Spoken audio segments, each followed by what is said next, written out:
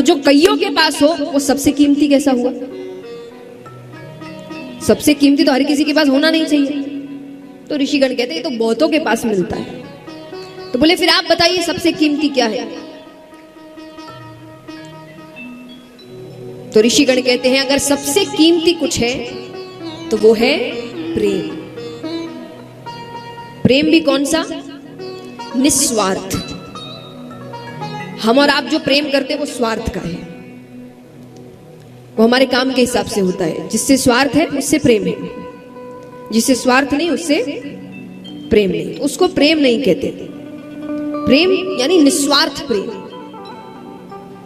कोई स्वार्थ नहीं है जिसमें, उससे रिश्ता सिर्फ प्रेम के लिए है, कोई काम नहीं, कोई फायदा नहीं, कुछ नहीं। वो सबसे कीमती होता है दुनिया में। तो सभी ने पूछा कि ये कहां मिलेगा, आप बताइए, क्योंकि कहीं तो होना चाहिए जो प्रेरणा स्वरूप हो, उससे लोग सीखे। तो इस पर भी सब जवाब देने लगे। तो कोई कहे कि हो ना हो ब्रह्मा ब्रह्माणी के पास तो होगा। बोले नहीं, ब्रह्मा जी तो रचना के कार्य में इतने व्यस्त हैं, उनके पास ब्रह्माणी के लिए समय ही नहीं है। तो वहां नारद जी भी बैठे थे। नारद जी ने कहा हो ना हो मेरे प्रभु विष्णु भगवान और लक्ष्मी माता के पास तो जरूर है। ऋषिगण कहते वहां भी थोड़ी कमी है। कैसे? अरे बोले इतना प्रेम होता तो समय न समय देखकर वो भक्तों के पीछे थोड़ी दौड़ते। उनका झुकाव भक्तों के प्रति ज्यादा है। गजेंद्र की कथा आती है, आगे के दिनों में आएगी। मध्य रात्रि में उसने पुकारा, भगवान पैदल दौड़ चले गए लक्ष्मी जी को छोड़कर।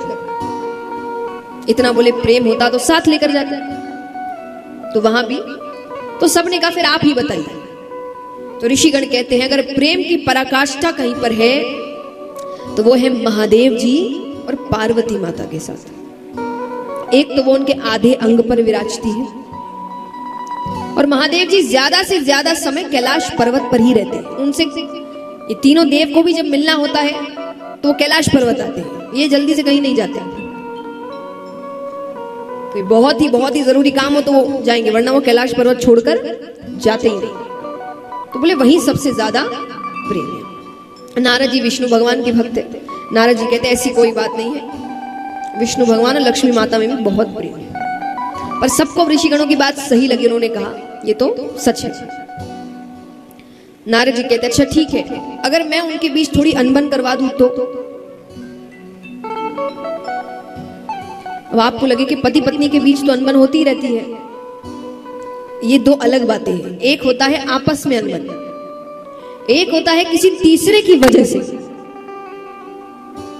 अगर कोई तीसरा आकर आपके बीच झगड़ा करवा कर चला जाए, मतलब प्रेम में अभी भी कमी है।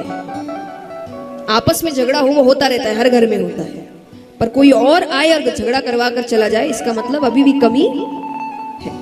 नारद जी ने कहा मैं करवा दूं तो? सबने कहा तब की तब देखी जाएगी। अब वो रोज कैलाश पर्वत जाए, पर दोनों को साथ देकर वापस लौट आए। एक दिन संयोग से महादेव जी कहीं गए हुए थे। तो नारद जी जाते हैं माता के लिए, उनको प्रणाम करते हैं। माता ने कहा कैसे आना हुआ? नारद जी कहते हैं वो बाबा से थोड़ा जरूरी काम था। कहाँ है वो? माता ने कहा वो तो अभी बाहर गए हैं। अगर कोई बहुत जरूरी काम है तो मुझे कह दो, मैं उनसे कह दूंगी। नारद जी कहते नहीं, थोड़ी व्यक्तिगत बात थी। व्यक्तिगत माने पर्सनल, सबको नहीं बता सकते। माता कहती है आपके बाबा और मेरे बीच कोई व्यक्तिगत बातें नहीं रहती, वो मुझे सब बताते हैं। नारद जी कहते मैं नहीं मानता। नारद जी ने एक बहुत बड़ी बात कह दी यहां। नारद जी कहते हैं कि ऐसा कोई पुरुष नहीं है जिसने कोई ना कोई बात छुपाई ना हो। हर कोई, चाहे वो साधारण हो कोई भी हो, पुरुष कोई ना कोई बात तो स्त्री से छुपाता ही है। अब यहां जितने भी शादीशुदा है सबकी घर जाके क्लास लगने वाली है।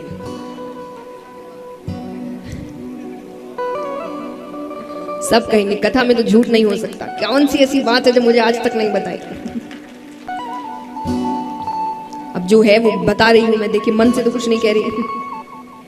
तो